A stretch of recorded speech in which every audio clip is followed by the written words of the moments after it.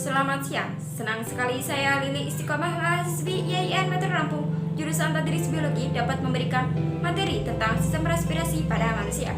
Sistem respirasi pada manusia atau yang sering disebut dengan sistem pernapasan yaitu suatu sistem yang tujuan utamanya menyediakan oksigen untuk proses metabolisme tubuh. Untuk memahami materi sistem pernapasan pada manusia, simak penjelasan berikut. Sistem respirasi, bagaimana proses bernapas atau menghirup oksigen dari udara dan melepaskan karbon dioksida ke udara. Pada manusia, organ utama pada sistem pernapasan terletak di dalam rongga dada. Seperti yang kita tahu, paru-paru terletak di dalam tulang rusuk dan dipisahkan oleh sekat yang bernama diafragma, yang merupakan sekat pemisah antara rongga dada dan rongga perut.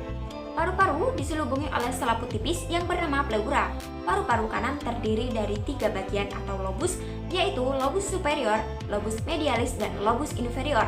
Sedangkan paru-paru kiri ukurannya lebih kecil daripada paru-paru kanan dan bagiannya hanya 2, yaitu lobus inferior dan lobus superior. Kemudian, ada bagian yang dinamakan dengan bronkus. Bronkus merupakan percabangan dari trakea yang menuju paru-paru kanan dan paru-paru kiri. Pada trakea, terdapat cicin tulang rawan yang berfungsi untuk mempertahankan bentuk pipa dari trakea. Kemudian, ada bagian yang dinamakan dengan faring, yang merupakan penghubung antara lubang hidung dan trakea.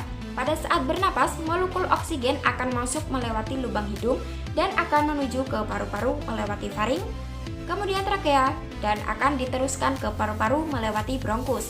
Udara dari dalam bronkus akan diteruskan menuju alveolus melewati cabang bronkus yang dinamakan dengan bronkiolus. Dari dalam bronkiolus, udara akan diteruskan menuju ke alveolus untuk terjadi pertukaran antara oksigen dan karbon dioksida. Alveolus dikelilingi oleh banyak pembuluh kapiler. Alveolus terdiri dari ruangan-ruangan kecil yang dinamakan dengan ruangan alveolus. Di dalam ruangan alveolus terdapat banyak pori-pori. Pada pembuluh kapiler terdapat banyak sel darah merah yang nantinya akan mengikat molekul oksigen sehingga molekul oksigen dari dalam alveolus berdifusi keluar menuju ke pembuluh kapiler dan akan diserap oleh sel darah merah. Sehingga sel darah merah yang tadinya berwarna keunguan akan berubah warna menjadi merah karena adanya kandungan oksigen. Oksigen selanjutnya akan diedarkan ke seluruh tubuh oleh sel darah merah melewati pembuluh darah. Sedangkan molekul karbon dioksida akan berdifusi ke dalam alveolus dan akan berkumpul di dalam ruangan alveolus. Kemudian karbon dioksida akan dikeluarkan keluar tubuh melewati cabang bronkus yaitu bronkiolus, kemudian melewati bronkus dan selanjutnya menuju ke trakea dan pada akhirnya akan dikeluarkan oleh tubuh melewati lubang hidung.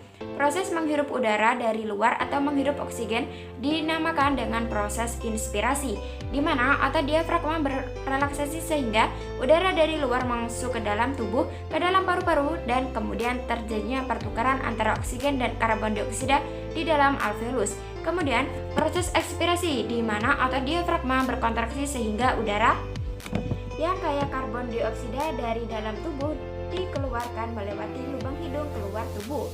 Proses inspirasi dan ekspirasi inilah yang kita sebut dengan proses respirasi. Proses respirasi kita lakukan setiap harinya, setiap detik selama proses kehidupan. Cukup sekian materi yang saya sampaikan. Jika ada salah kata, saya mohon maaf. Saya tutup. Wassalamualaikum warahmatullahi wabarakatuh.